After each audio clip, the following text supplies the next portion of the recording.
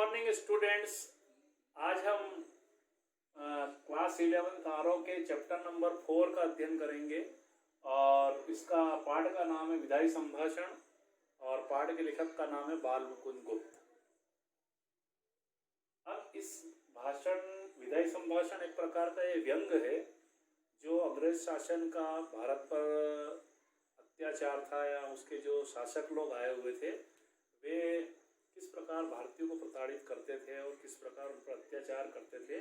इनके वापसी का दिन तय हुआ लॉर्ड कर्जन का। उन्होंने बंगाल विभाजन भी किया था और हिंदू मुस्लिम बंटवारा हुआ और काफ़ी देश में दंगे हुए और कई लोग मारे गए। तो इस प्रकार से इन्होंने शासन के रूप में कुछ बहुत अच्छा कार्य नहीं किया था और भारतीय जनमानस जो उनके प्रति निष्ठा की भावना भी नहीं रखता है।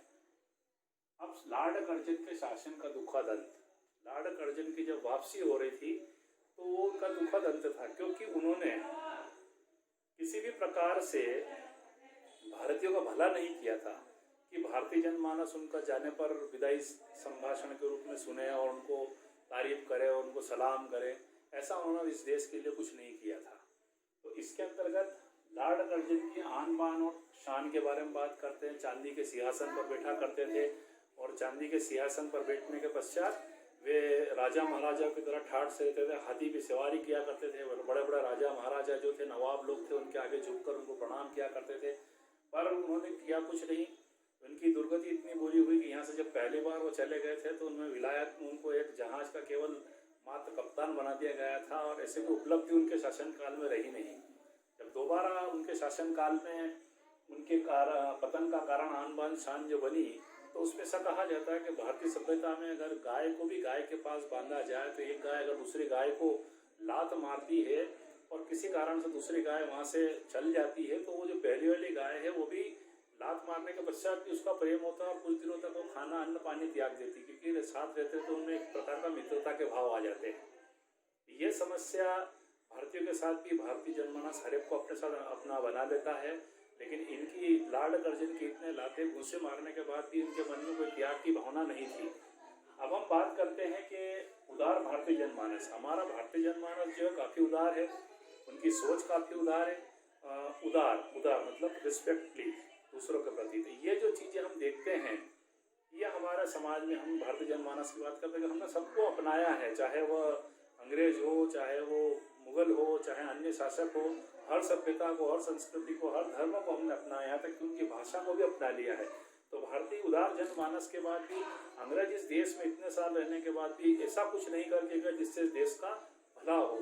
तो अंत में लेखक द्वारा कर्जन को एक काल्पनिक विदाई के बारे में बोल रहा है कि अगर उनको भाषण देने का बोला जाए तो वो इस देश के लोगों के सामने क्या बोलेंगे, वे इस देश के लोगों के सामने क्या बताएंगे कि उन्होंने क्या कार्य अच्छे किए, इस देश के लोगों ने क्या क्या फायदे किए। ऐसा कुछ उनके पास था ही नहीं वो बोल पाए। और अंत में अगर चलो एक बार माफ़ी मांग ले कि मुझसे जो गलती हुई है तो क्षमा करे और मैं भारतीयों का आभारी हूँ, तो भी शायद भारतीय जनमानस उन्हें माफ़ कर दे। लेकिन उनके घमंड में वो इतने चूर थे कि किसी प्रकार से उन्होंने भारतीय जनमानस को संतुष्ट करने का प्रयास नहीं किया। इसी वजह से इस पाठ को विधायी संभाषण नाम दिया। बाल मुकुंद गुप्त ने उनको इस पूरे पाठ में व्यंग्यात्मक तरीके से एक प्रकार का ब्लेम किया है, व्यंग किया, उनके ऊपर कटाक्ष किया है और वो कटाक्ष का उत्तर अंत तक नहीं दे पाए। चूंकि ये तो एक लेख है, इन्होंने डायरेक्ट लॉर्ड कर्जन से कोई बात नहीं की, उनका उनके प्रति एक व्यंग है जो उन्होंने लिख करके हम भारतीय जनमानस को समझाने का प्रयास किया है। तो आशा है ये पाठ का रूप छोटा है, इसका समरी थोड़ी सी छोटी है, लेकिन आप मेरी इस बात को अच्छी तरीके से समझ पाए होंगे और इसको पाठ को ज़्यादा अच्छे से अध्ययन आप करेंगे तो इससे संबंधित और जानकारी आपको प्राप्त होगी।